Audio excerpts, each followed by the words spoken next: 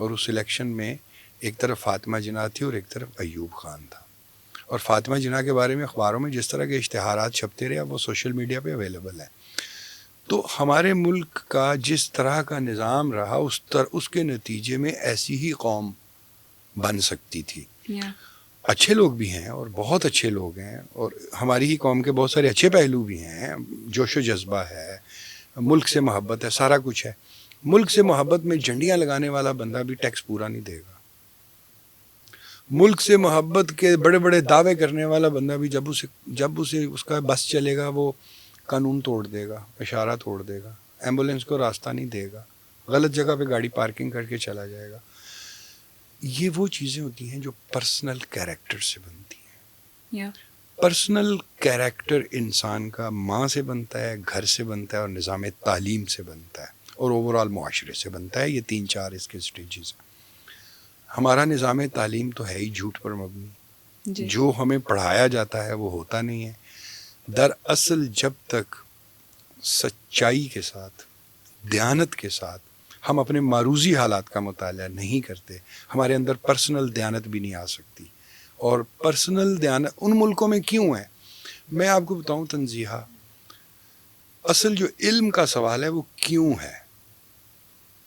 جہاں سے علم شروع ہوتا ہے وہ کیوں سے شروع ہوتا ہے. بھئی بارش برستی ہے, پانی آتا ہے, کیوں برستی ہے. ہم لوگ ایسے ہیں, یہ تو معلومات ہے کہ ہماری قوم میں یہ ہے, یہ ہے, یہ ہے.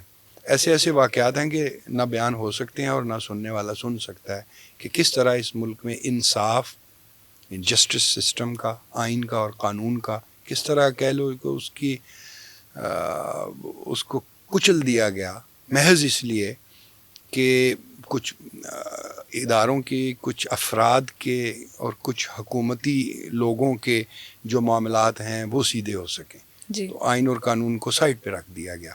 تو ایسے معاشرے جو ہیں نا, اس کے اندر پھر نچلی سطح پر وعدہ خلافی آتی ہے, بد دیانتی آتی ہے, بدعنوانی آتی ہے, وہ جس کو میں شخصی کردار کہتا ہوں.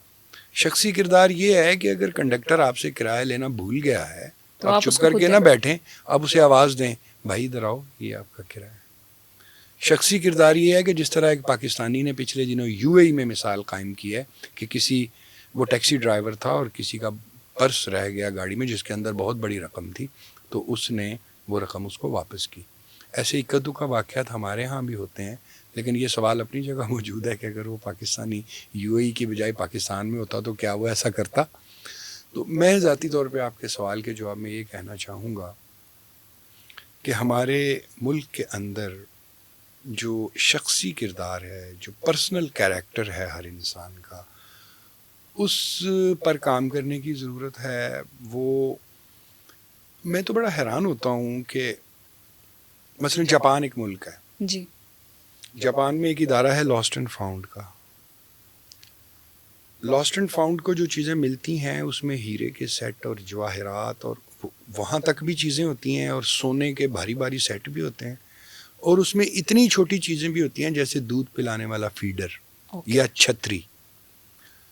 لاسٹ اینڈ فاؤنڈ جو جاپان ہے اس کا یہ دعویٰ ہے کہ ہماری جو 98% چیزیں ہیں وہ اصل مالکان تک واپس پہنچ جاتی ہیں, اور 2% صرف وہ بچتی ہیں جو اتنی کم قیمت ہیں کہ جن کو کوئی واپس لینا بھی پسند نہیں کرتا. کیا وجہ ہے کہ وہ ایک ایسا ملک ہے جو کسی خاص مذہب کا پیروکار بھی نہیں ہے, شانتوئزم کے پیروکار ہیں زیادہ تر,